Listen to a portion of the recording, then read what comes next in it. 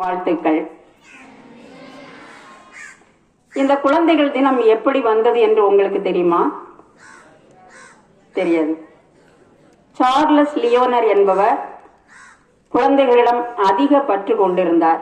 அந்த பாசத்தின் விளைவாக வருடத்தில் ஒரு நாளை முற்றிலும் குழந்தைகளுக்காக அர்ப்பணித்தார்.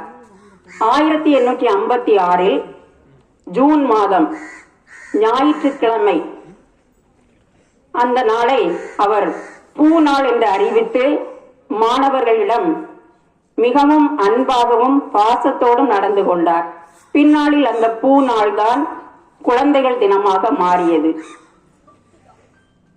பின்னாளில் நமது உலக நாடுகள் இணைந்து குழந்தைகள் தினத்திற்காக ஒரு நாளை ஒதுக்க வேண்டும் என்று கூடி பேசியதன் விளைவாக உருவானதுதான் இந்த குழந்தைகள் தினம்.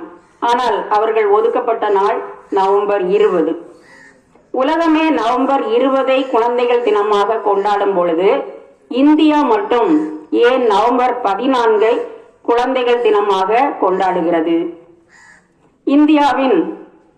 சுதந்திர இந்தியாவின் முதல் பிரதமராக இருந்த ஜவஹர்லால் நேரு குழந்தைகளிடம் பாசமும் நேசமும் நம்பிக்கையும் வைத்திருந்தார்.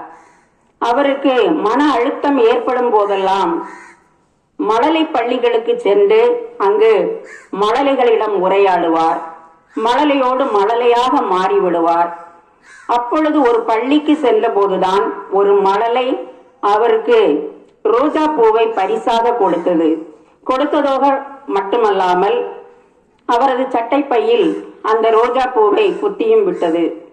அன்றிலிருந்து அவர் ரோஜா பூவை தனது சட்டைப்பையில் வைப்பதை வழக்கமாக்கி கொண்டார். ஜவஹர்லால் நேரு குழந்தைகளிடம் எவ்வளவுக்கு அவ்வளவு நேசமாக பாசமாக இருந்தாரோ அவ்வளவுக்கு அவ்வளவு குழந்தைகளும் அவரிடம் பாசமாக இருந்தது.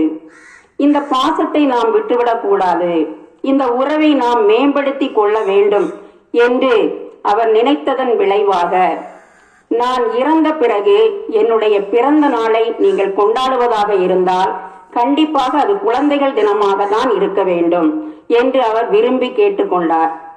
அந்த விருப்பத்தின் விளைவாகத்தான் நாம் உலக தினம் நவம்பர் 20 குழந்தை தினமாக இருந்தால் நம் இந்திய குழந்தைகள் தினமாக நவம்பர் 14 கொண்டாடி வருகிறோம்.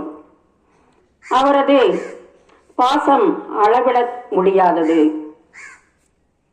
அதைவிட மேலாக அவர் குழந்தைகளிடம் கொண்டிருந்த நம்பிக்கை அதைவிட சிறப்பானது. இன்றைய குழந்தைகள் வருங்கால வளமான இந்தியாவின் எதிர்காலம் என்று ஆணித்தரமாக நம்பினார். குழந்தைகளின் வளர்ச்சியில் இருந்துதான் இந்தியாவின் வளர்ச்சி ஆரம்பமாகிறது என்று ஆணித்தரமாக கூறினார். குழந்தைகளுக்கு நல்ல சிறப்பான கல்வி, ஆரோக்கியமான சூழல், திறமைகளை வளர்த்துக் கொள்வதற்கான சூழல்களை ஏற்படுத்தி கொடுக்க வேண்டும் என்று எல்லா பெற்றோர்களிடமும் கேட்டுக்கொண்டார். எங்கு சென்றாலும் இந்த கருத்தை ஆணித்தரமாக வலியுறுத்தினார். அதனால்தான் ஒரு தினம் குழந்தைகளுக்காக செலவிடப்படுகிறது. குழந்தைகளின் நலனுக்காக அக்கறை எடுத்துக் கொள்ளப்படுகிறது. இவ்வாறு குழந்தைகளுடைய நலனிலும் நம்பிக்கையிலும் அதிக சிந்தனையை கொண்ட நமது நேரு மாமாவுக்கு மாணவர்களாகிய நீங்கள் என்ன செய்ய போகிறீர்கள்? என்ன கைமாறு இந்த நாளில் கொடுக்க போகிறீர்கள்? நல்ல சிறப்பான கல்வியை கற்று நல்ல திறமைகளை வளர்த்து கொண்டு வீட்டுக்கும் பள்ளிக்கும் நாட்டுக்கும் பெருமை சேர்க்கவும் ஆரோக்கியமான எதிர்கால இந்தியாவை உருவாக்கவும் நாம் உறுதிமொழி எடுத்துக்கொள்வோம். நன்றி.